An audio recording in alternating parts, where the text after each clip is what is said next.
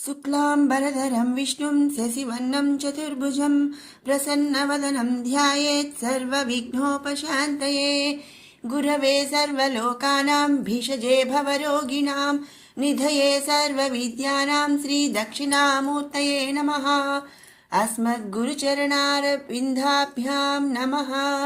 ज्ञानानन्दमयं देवं निर्मलस्फटिकाकृतिम् आधारं सर्वविद्यानां हयग्रीवमुपास्महे।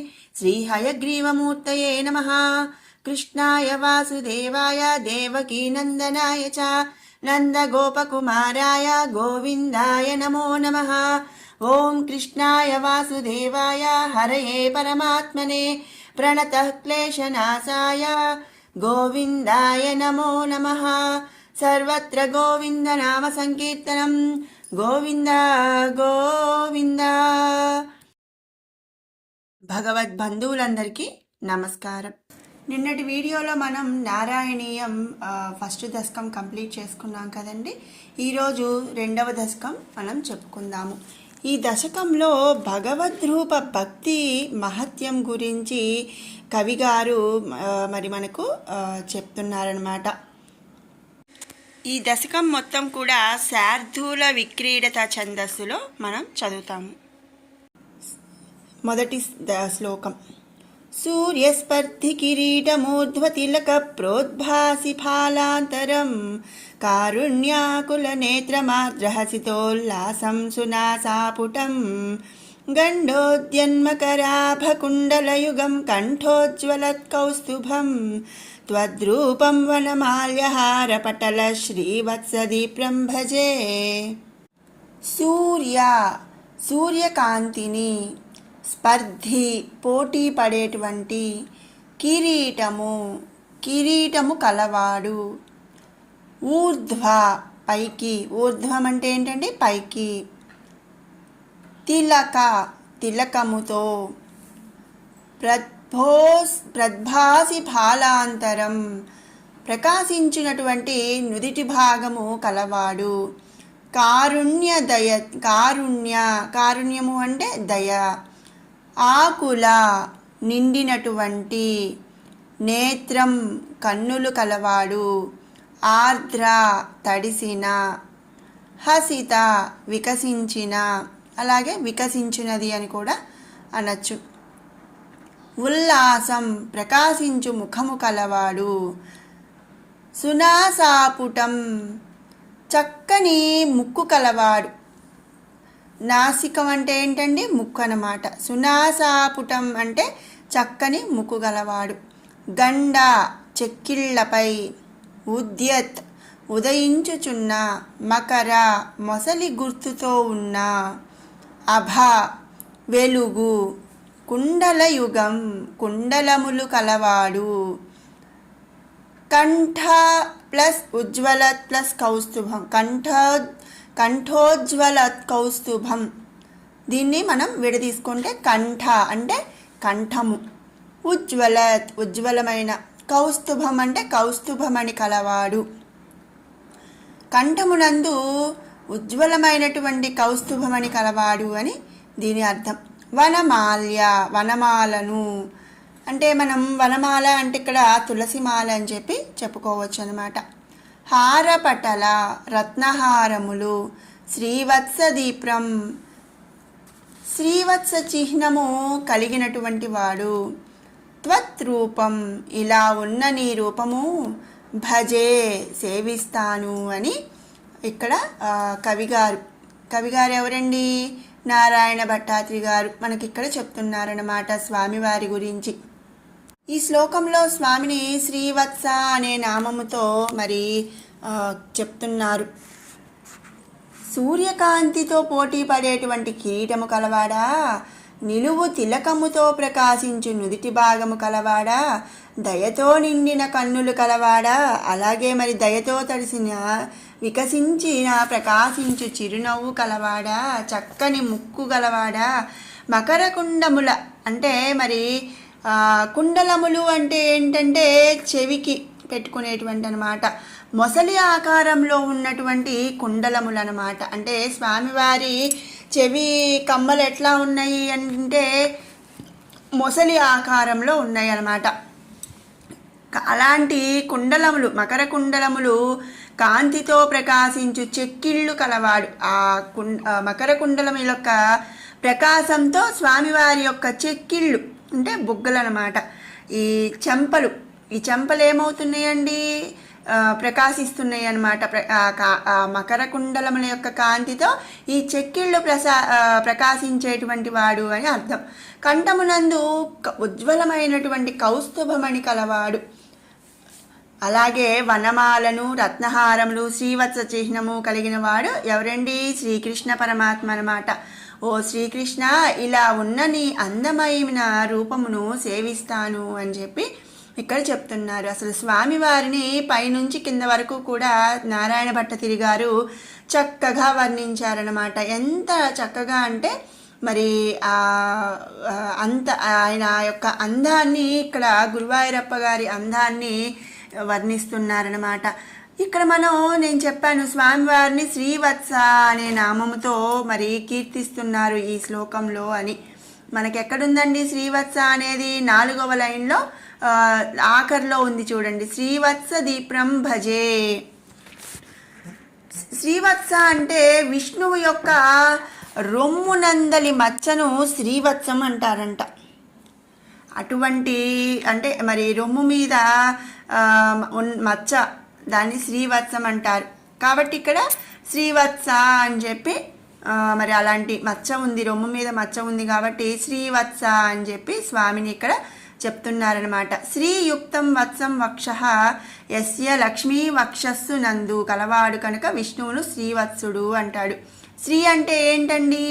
లక్ష్మీదేవి అని కూడా మనం చెప్పుకుంటాము. వత్స అంటే కలవాడనమాట. మరి రొమ్మున మరి వక్షస్థలమందు లక్ష్మీదేవిని కలిగినటువంటి వాడు ఎవరండి? శ్రీమన్నారాయణుడు. అందుకనే శ్రీవత్స అని కూడా మనం ఇక్కడ చెప్పుకోవచ్చు. ఇది మరి స్వామివారి యొక్క సౌందర్యం అన్నమాట. ఇక 2వ శ్లోకం. కేయూరాంగద కంకణోత్తమ మహారత్నాంగుళీయాంకితం శ్రీమద్బాహు చతుష్క సంగత గదా శంఖారి పంకేరుహాం కాంచిత్ కాంచన కాంచిలాంఛితలసత్ పీతాంబరాలంబినీం ఆలంబే విమలాంబుజద్యుక్తి పదాం మూర్తిం తవాతిచదం. కేయూరా భుజకీర్తులు. భుజకీర్తులు అంటే భుజాల్ని కీర్తించేదేంటండి అనుకోవద్దు.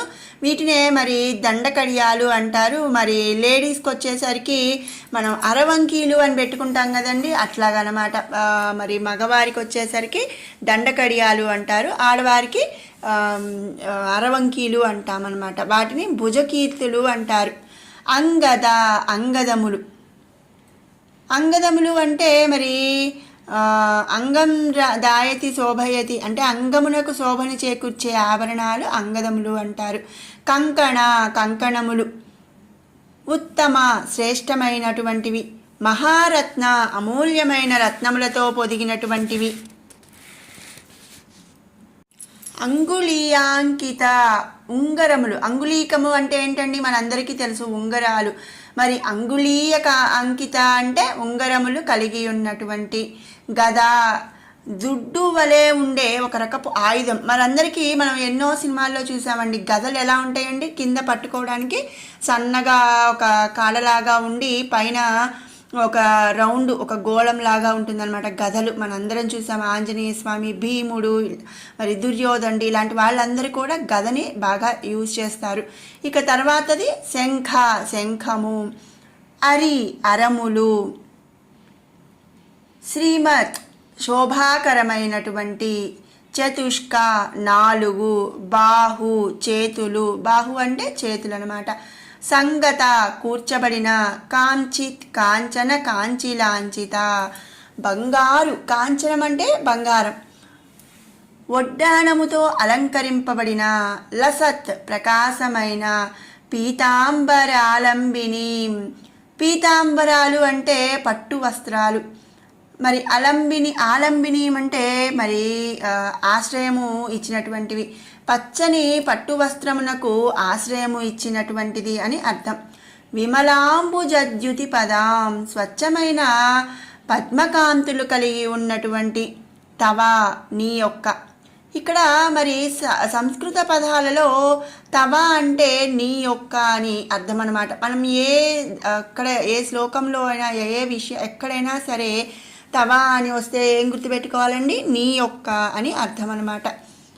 ఆర్తిచ్చిదం, ఆర్తిని పోగొట్టెడి. మూర్తిం, స్వరూపమును. ఆలంబే, ఆశ్రయించుచున్నాను అని ఇక్కడ అర్థం అన్నమాట.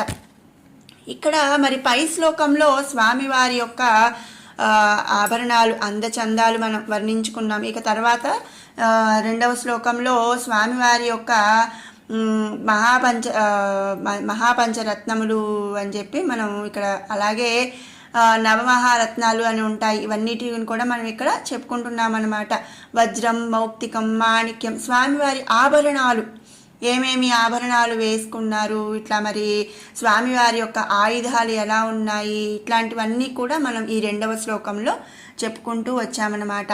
కృష్ణ భుజగీర్తులు, అంగమునకు శోభను చేకూర్చు ఆభరణములు, మోచేతి మీదుగా ధరించే దండకడియాలు, ముంజేతి కంకణములు, శ్రేష్టమైన అమూల్యమైన నవరత్నములతో పొదిగినటువంటి ఉంగరములతో, గధ, శంఖము, చక్రము, పద్మములతో నీ 4 చేతులు ప్రకాశిస్తున్నాయి స్వామి. బంగారు ఒడ్డాణముతో అలంకరింపబడిన పీతాంబరమును, స్వచ్ఛమైన పద్మకాంతులు కలిగి ఉన్న పాదములతో మా యొక్క ఆర్తిని పోగొట్టడి నీ దివ్య స్వరూపమును నేను ఆశ్రయించుచున్నాను అని చెప్పి ఇక్కడ నారాయణ భట్టతిరి గారు చెప్తున్నారనమాట. మరి ఈ శ్లోకంలో మనం ముందు చెప్పుకున్నట్టు స్వామివారి యొక్క ఆభరణాల గురించి, అలాగే శంఖ చక్ర గద ఈ ఆయుధాల గురించి కూడా చెప్తున్నారనమాట. మరి మనం ఇక్కడ మహారత్నాలు అంటే ఇప్పుడు రత్నాలతో, నవరత్నములతో పొదిగినటువంటి ఉంగరాలు అని చెప్పుకున్నాము. మరి మహారత్నములు మరి 2 రకాలుగా చెప్పుకోవచ్చు అనమాట.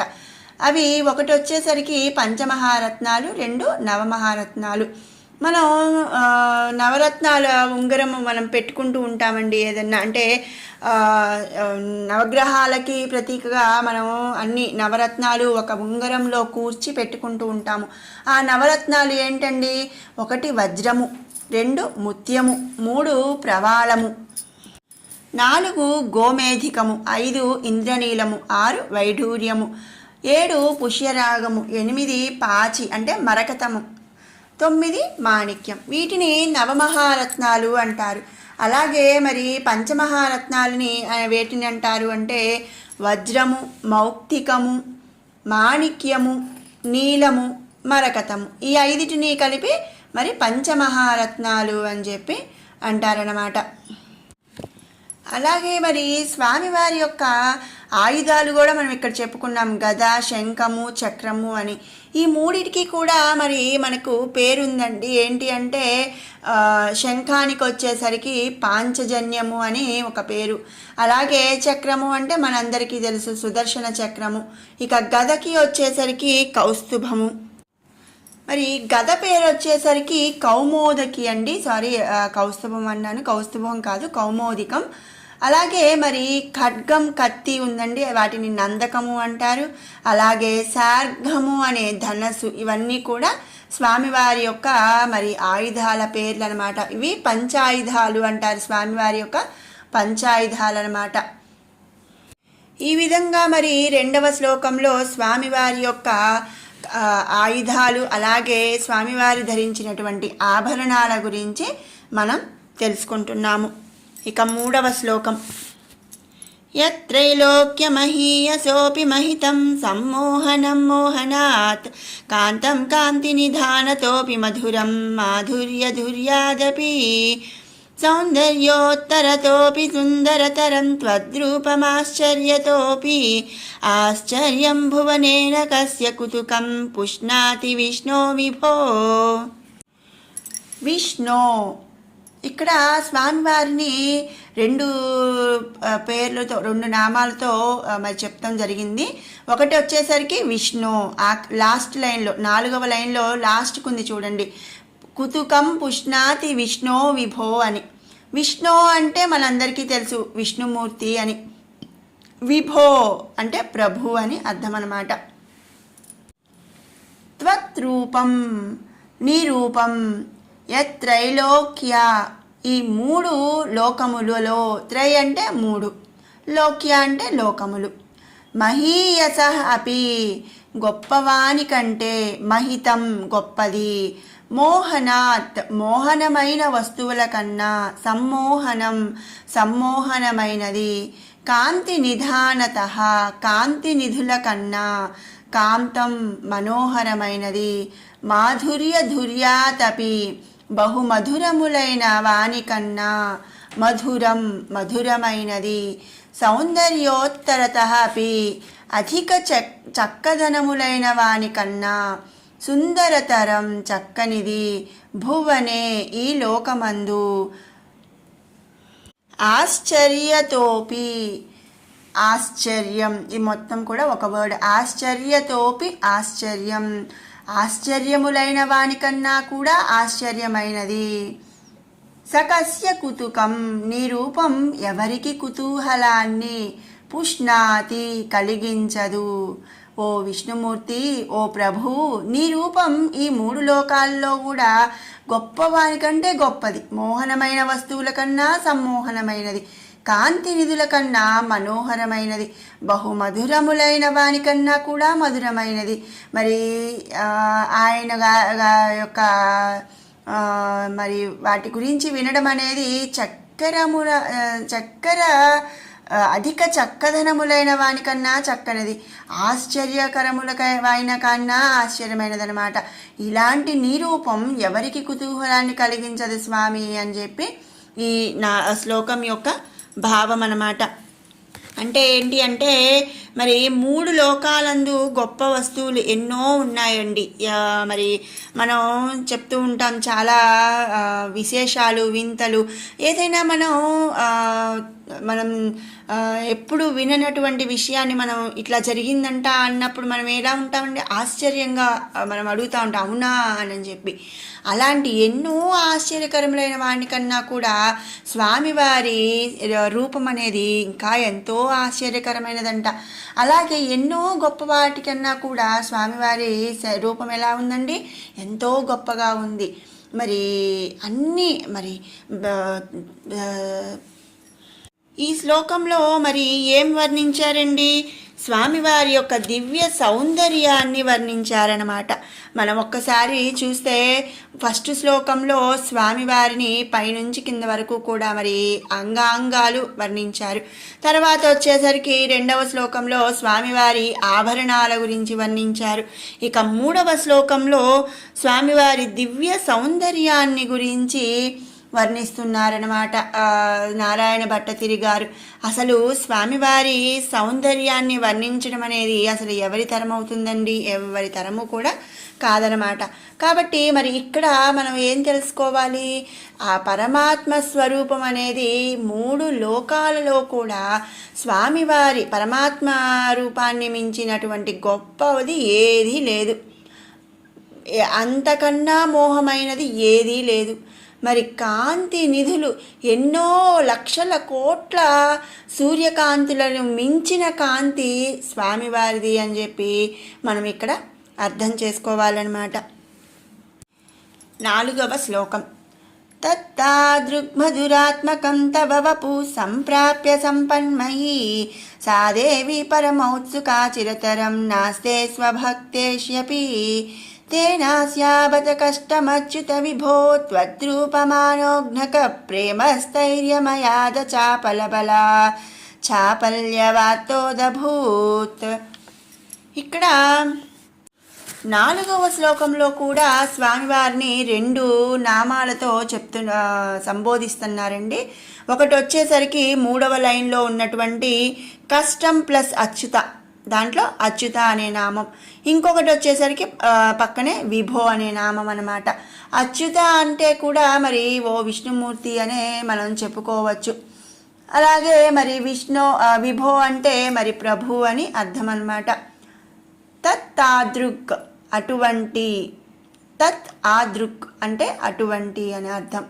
మధురాత్మకం మాధుర్యముతో కూడుకున్న, తవ వపుహు. వపుహు అంటే నేను ఫస్ట్ దశకంలో కూడా చెప్పానండి. వపుహు అంటే శరీరము అని అర్థం అన్నమాట. మనం ఎక్కడ వచ్చినా కూడా శరీరము అని తీసుకోవాలి. తవ అంటే నీ యొక్క అని తీసుకోవాలన్నమాట. మనం ఇంకా ఎక్కడ సాంస్క్రిట్లో మనం ఏ శ్లోకాల్లో తవ వచ్చినా వపుహు వచ్చినా మనం తవ అంటే నీ యొక్క, వపుహు అంటే శరీరము అని మనం గుర్తుపెట్టుకోవాలన్నమాట. సంప్రాప్య ఆశ్రయించి, సంపత్మయి సంపదతో కూడిన, సా దేవి ఆ లక్ష్మీదేవి. సా అంటే ఆ అని అర్థం అనమాట. మరి దేవి అంటే శ్రీమన్నారాయణుడు విష్ణుమూర్తి యొక్క భార్య ఎవరండి? లక్ష్మీదేవి. కాబట్టి ఇక్కడ దేవి అంటే లక్ష్మీదేవిగా మనం అర్థం చేసుకోవాలి. పరమౌత్సుక ఎక్కువ ఉత్సాహం కలిగినదై, చిరతరం ఎక్కువసేపు, స్వభక్తేష్వపి తన భక్తుల యందు కూడా, నాస్తే ఎక్కువసేపు నిలబడదు, తేన అందువల్ల, అస్యాహ ఈమెకు, బత అయ్యో, విభో ఓ ప్రభు, కష్టం కష్టము కలిగినది, తత్రూప మనోజ్ఞక నీ రూప మనోజ్ఞతలయందు, ప్రేమస్థైర్యమయాత్ ప్రేమ బలం ఏర్పడుటచే, చాపల బలాచ్చ ఆ చాపల్య బలం వలన, చాపల్య వార్తోదభూత్ లక్ష్మికి చంచలాను అపకీర్తి వచ్చింది అని చెప్పి ఈ శ్లోకంలో నామాలు అంటే వర్డ్స్ యొక్క ప్రతిపదార్థం అన్నమాట. ఈ శ్లోకంలో మరి స్వామివారు విష్ణుమూర్తిని నారాయణ భట్టతిరి గారు ఏం చెప్తున్నారంటే, లక్ష్మీదేవికి నీ వల్ల అంటే నీ మీద ఉన్న ప్రేమ కారణంగా ఆమె చంచల గుణము కలిగింది అనే అపకీర్తి వచ్చింది స్వామి లక్ష్మీదేవికి అని చెప్పి నారాయణ భట్టతిరి గారు చెప్తున్నారనమాట. అదేంటండి అసలు లక్ష్మీదేవికి చంచల అనే అపకీర్తి రావడానికి స్వామివారికి మరి సంబంధం ఏమిటండి అంటే, మరి స్వామివారి మీద ఉన్నటువంటి ప్రేమ, మరి ఆయన భర్త గారు కదండి, భర్త గారి మీద ఉన్నటువంటి ప్రేమతో లక్ష్మీదేవి ఎక్కడా కూడా ఎక్కువసేపు ఉండదంట. మరి చంచల గుణం కలిగినటువంటిదనమాట. అంతే కదా. మరి ఈరోజు డబ్బు ఎవరి దగ్గర అంటే ఒకళ్ళ దగ్గరే ఉంటుందా అండి? లక్ష్మీదేవి అంటే మరి ఆస్తి సంపద, మరి ఆ సంపద ఎప్పుడు ఎల్లకాలం ఉంటుందా ఒకరి దగ్గర? అస్సలు ఉండదనమాట. ఎంత అంటే మరి వాళ్ళు చక్కగా మరి ఉన్నంతకాలం వాళ్ళ దగ్గర ఉంటుంది. ఎప్పుడైతే మరి వాళ్ళు పాప కార్యాలు చేయటం ఇట్లా ఏవైనా మరి తప్పులు చేస్తూ అట్లా ఉన్నప్పుడు ఏమవుతుందండి? మరి అహంకారం కలిగినప్పుడు ఏమవుతుందండి? లక్ష్మీదేవి వెళ్ళిపోతుందనమాట. కాబట్టి అంటే ఈరోజు డబ్బు ఉన్నవాళ్ళు రేపు పేదవాళ్ళు అయిపోవచ్చు, ఆస్తినంతా పోగొట్టుకొని. ఈరోజు లేని వాళ్ళు రేపు మరి ఆస్తిమంతులు కావచ్చు. ఆ విధంగా మరి లక్ష్మీదేవి ఏంటంటే ఎప్పుడు ఒకే చోట ఉండదనమాట. అటు ఇటు తిరుగుతూ ఉంటుంది. ఎక్కడా ఒక చోట నిలకడగా ఉండనటువంటి గుణం కలిగింది లక్ష్మీదేవి. అయితే ఇక్కడ మరి లక్ష్మీదేవి అట్లా ఉండాలి అని కాదు స్వామి, మరి నీ మీద ప్రేమతో మరి భార్యాభర్తల అనుబంధం గురించి ఈ శ్లోకంలో మనకి కవిగారు చెప్తున్నారనమాట. ఓ విష్ణుమూర్తి, అటువంటి విధంగా అంటే మరి నువ్వంతా అంటే పై శ్లోకాల్లో మాధుర్యం స్వామి యొక్క శరీర దివ్య సౌందర్యాన్ని గురించి కానీ మరి స్వామి యొక్క ఆభరణాలు ఇవన్నీ మరి చెప్పారనమాట. అటువంటి విధంగా అంత మాధుర్యంగా కూడుకున్న మరి నిన్ను ఆశ్రయించి ఉన్నటువంటి సంపదతో కూడిన ఆ లక్ష్మీదేవి ఏం చేస్తుంది? ఎక్కువ ఉత్సాహం కలిగినదే ఎక్కువసేపు తన భక్తుల సమీపంలో నిలబడదనమాట. మరి ఇప్పుడు మనమే ఉన్నామండి, మన ఆడపిల్లలే ఉన్నారు. మన ఆడపిల్లలు మరి పెళ్ళిళ్ళు అయిపోతాయి. మనం ఒక ఆడవాళ్ళంగా మనం పెళ్ళిళ్ళు అయిపోతాయి. పెళ్ళిళ్ళు అయ్యి మరి ఏం చేస్తాం? కొంతసేపు అంటే ఏ చుట్టాలింటికో లేదా అమ్మగారింటికో పండక్కో పప్పానికో వెళ్తూ ఉంటాము. భర్త గారు మరి ఇంటి దగ్గరే ఉంటారు, రారు. ఆయనకి ఏదో మరి అవసరం అయ్యో ఏదో సంథింగ్ రారు. మనం ఏం చేస్తాము? వెళ్తాము. వెళ్ళి ఒక 4 రోజులు ఉంటాం లేదా ఒక 10 రోజులు ఉండి మళ్ళీ వెంటనే మన ఇంటికి మనం వచ్చేస్తాం కదా, మరి భర్త గారి మీద ఉన్న ప్రేమతో అయ్యో మా ఆయన తిన్నాడా లేదా ఇలా ఆలోచిస్తూ మరి వచ్చేస్తూ ఉంటారనమాట. మరి అదేవిధంగా లక్ష్మీదేవి తన భర్త అయినటువంటి విష్ణుమూర్తి మీద ఉన్నటువంటి ప్రేమతో మరి ఎక్కువ ఉత్సాహం కలిగినది ఏం చేస్తుందండి, ఎక్కడా కూడా ఎక్కువసేపు తన భక్తుల సమీపంలో నిలబడదనమాట, ఉంటుంది. తర్వాత మరి స్వామివారి దగ్గరికి మళ్ళీ వైకుంఠానికి వచ్చేస్తూ ఉంటుందన్నమాట.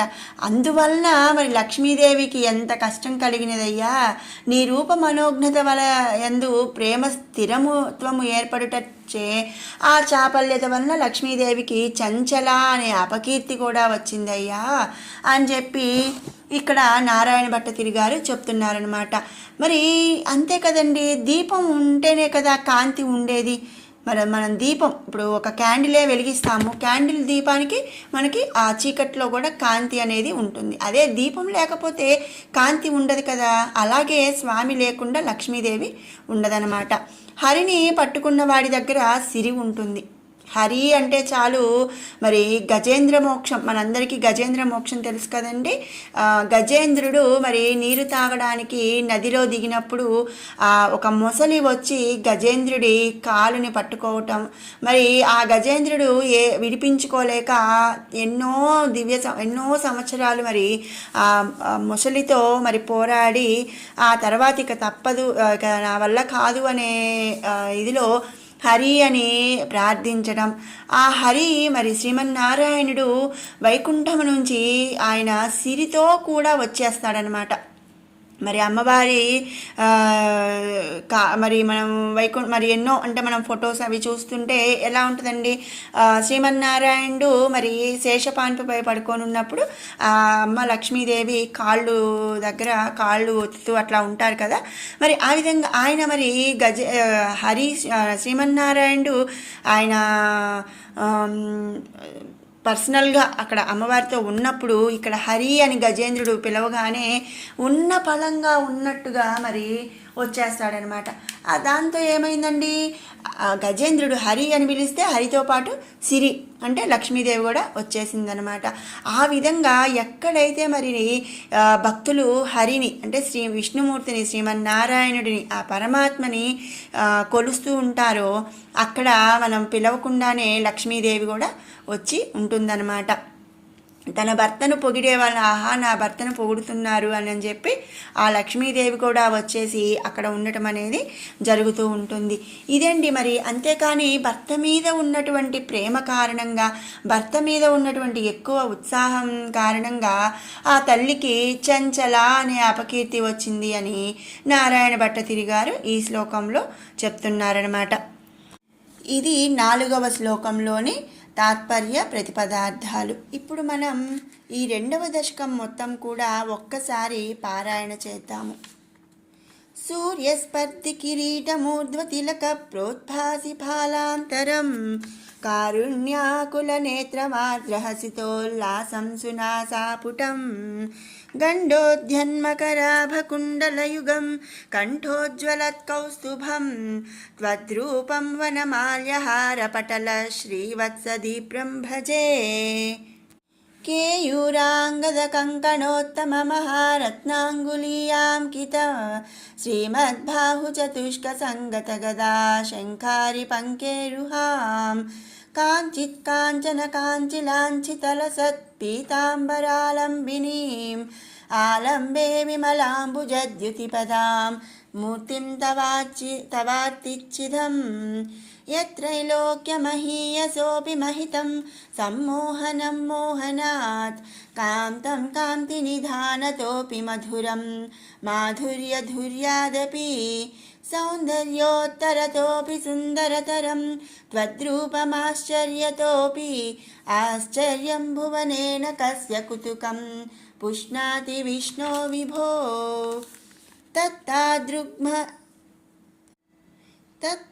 తత్తాదృగ్మధురాత్మకం తవ వపుః సంప్రాప్య సంపన్మయీ సా దేవీ పరమౌత్సుకా చిరతరం నాస్తే స్వభక్తేష్యపి तेनास्यावत कष्टमच्युत विभो त्वद्रूपमानोघ्नकप्रेमस्थैर्यमयाद चापलबला चापल्यवातोदभूत् लक्ष्मीस्तावकरामणीयकहृतैवेयं स्परेष्वति लक्ष्मीस्तावकरामणीयकहृदैवेयं परेष्वस्तिरेति अस्मिन्नज्ञदपि प्रमाणमधुना वक्ष्यामि लक्ष्मीपते ये त्वद्ध्यानगुणानुकीर्तनरसासक्ता हि भक्ता जनाः तेष्वेषा वसति स्थिरैव दयितप्रस्तावदुत्तादरा एवं भूतमनोज्ञदानवसुधा निष्यन्दसन्दोहनं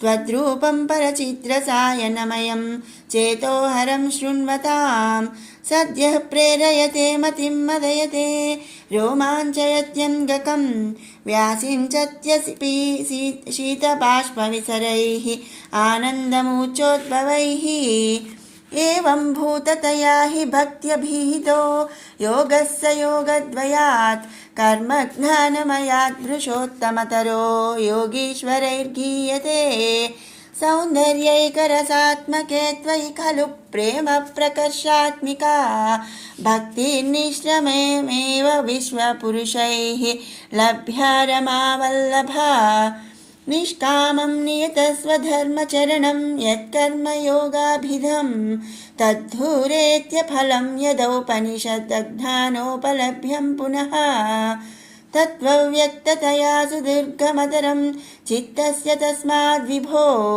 त्वत्प्रेमात्मकभक्तिरेव सततं स्वादीयसी श्रेयसी अत्यायासकराणि कर्मपटलान्याचर्यनिर्मन्यला बोधे भक्तिपथे तवाप्युचितताम् आयान्ति किं तावता क्लिष्ट्वा तर्कपथे परं तव वपुर्ब्रह्माख्यमन्ये पुनः चित्तार्द्रत्वमृते विचिन्त्य बहुभिः सिद्ध्यन्ति जन्मान्तरैः